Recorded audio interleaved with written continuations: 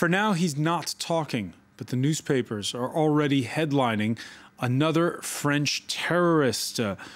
29-year-old Mehdi Nemmouche arrested Saturday at the train station in Marseille, a week after the shooting spree at the Jewish museum that left in Brussels that left 3 dead and a 4th victim in critical condition. The suspect, who claimed responsibility in a video that police found but had not yet been posted to the internet, he would be the first homegrown jihadist to strike after returning from Syria, where Nemmouche recently spent more than a year fighting for the radicals of the Islamist State of Iraq and the Levant.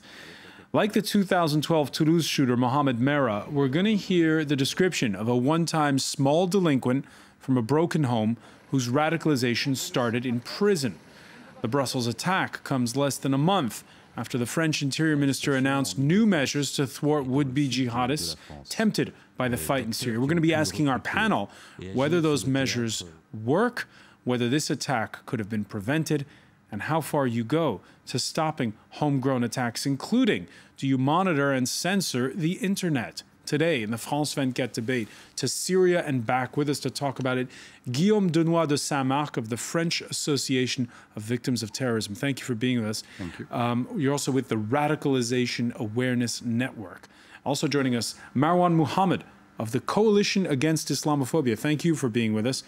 Nicolas VINOCUR of the Reuters news agency. Nice to see you again. And from London, Olivier GUITTA of the Henry Jackson Society. Thank you for joining us here in the France 24 debate. Pleasure. The debate where you can join the conversation on Facebook and on Twitter, our hashtag F24debate. Now, before we go to our panel, let's take a look at what we know so far about the suspected shooter who left for Syria on New Year's Eve 2012. Police took the photograph in 2006. Aged 21, Mehdi Nemmouche had just been arrested for robbing a mini-market. The young man grew up in the northern French city Roubaix. Abandoned by his mother at only 3 months old, the child moved between foster homes, also experiencing periods of homelessness. The Frenchman's first brush with the law came aged 19. Nemmouche served 5 jail terms for a string of petty thefts and robberies. Still, his family claimed the young man was anything but a radical Islamist. When I got to know him, he wasn't religious. When he came back, he was praying, but nothing extreme. According to French prosecutors, Nemmouche was radicalized during his latest stint in prison between 2007 and 2012. Prison wardens remember a man fascinated by lone wolf shooter Mohamed Merah's killing spree in southwest France 2 years ago.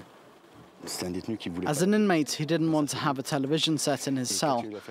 But when Mohamed Merah carried out his shootings, he asked for a TV set. During that time, he came across happier than usual. He saw Merah as a comrade. 3 weeks after leaving jail, Nemmouche travelled to Syria via Belgium, Britain, Lebanon and Turkey. Investigators believe the Frenchman spent a year with fighters from the Islamic State of Iraq and the Levant, Syria's most radical Islamist militia. Nemmouche travelled back to Europe via Asia in March 2014. German authorities alerted the French government of the jihadists' return. The man's whereabouts from then on are unknown.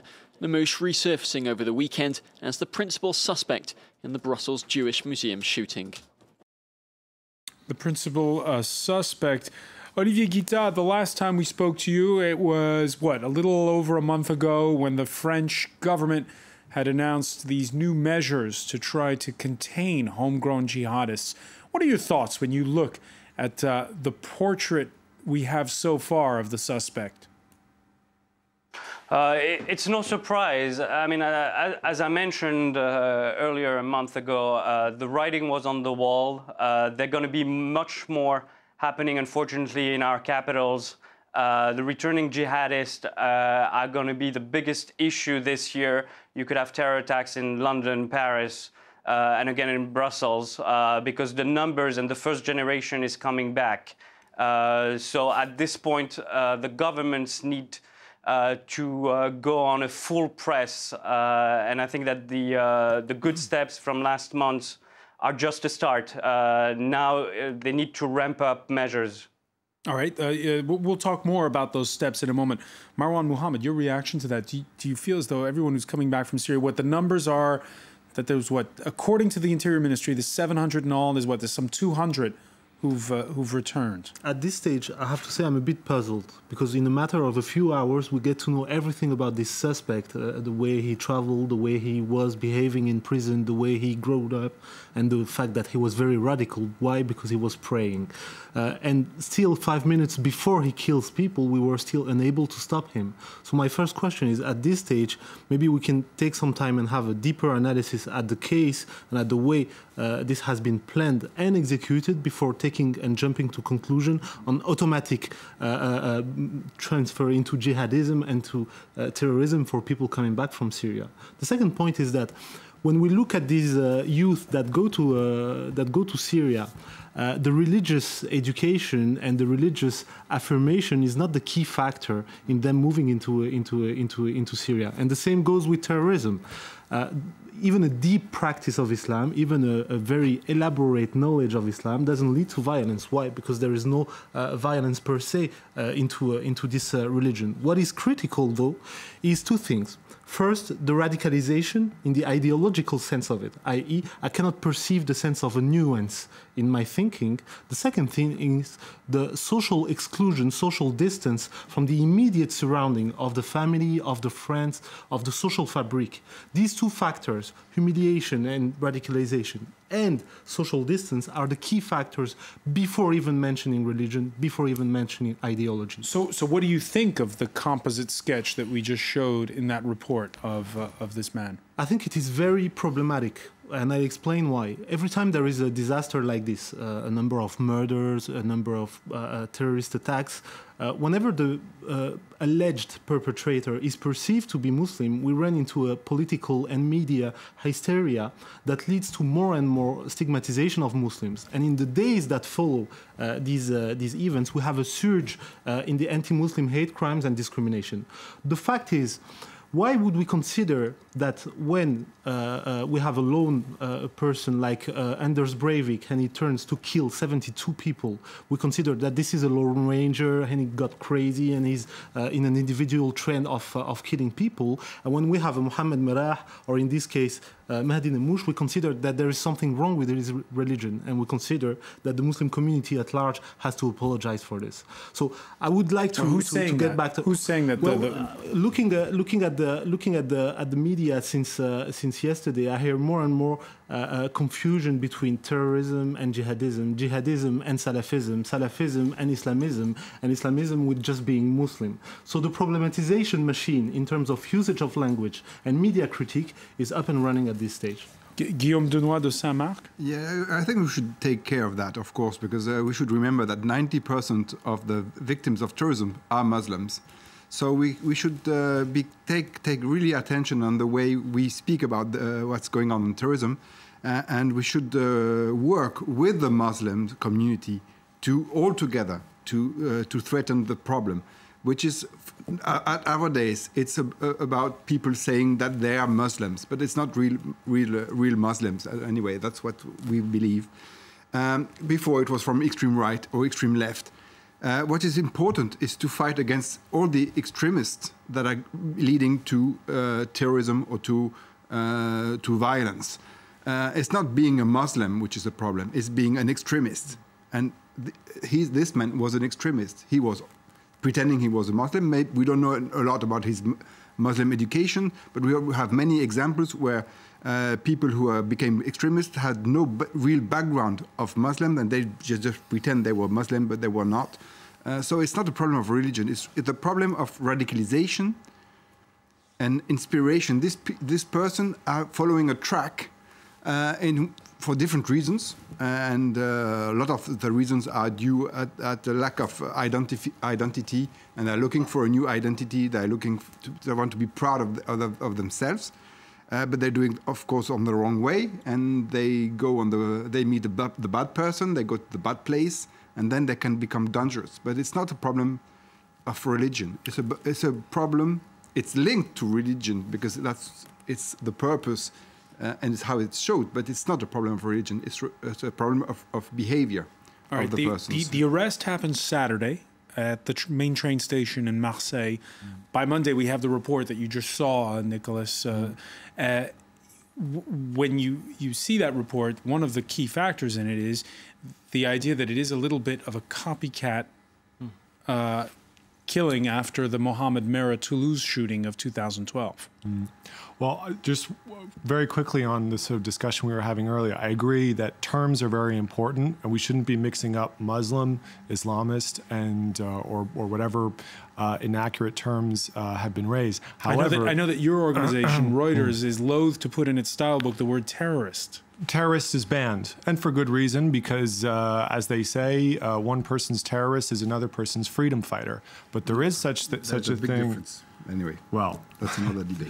That's exactly, and that's certainly above my head. But there is such a thing as jihadism.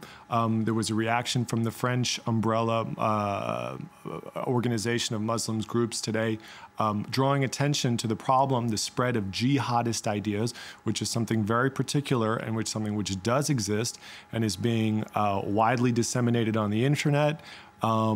Prisons is one place, but we've discovered that prisons is really maybe not the main problem. And in this jihadist ideology, which we could separate if you wanted from Islam entirely, you have heroes and you have martyrs and you have people like Mohamed Merah. And like you said, this is a man who was excluded, who was in the prison system from a very young age, who didn't have a family, who didn't have people to support him and pull him back. And he idolized Mohamed Merah, and this is, we have to look this problem directly in his face and see that, for a lot people, someone like Mohamed Merah is going to become a hero.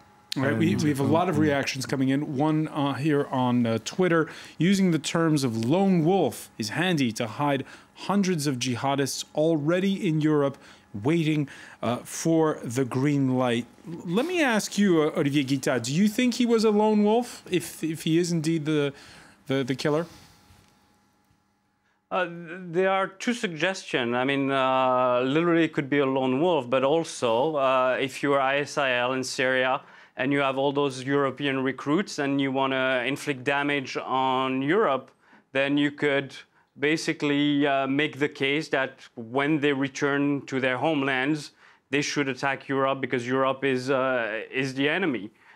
So, there are two sides to this story. Obviously, the fact that he spent 1 year with the most extreme group in Syria is basically not boding well for Europe as a whole, and you could have, even if you have 10% of the returnees preparing attacks, you could have a very, very bloody year in Europe in the next few months.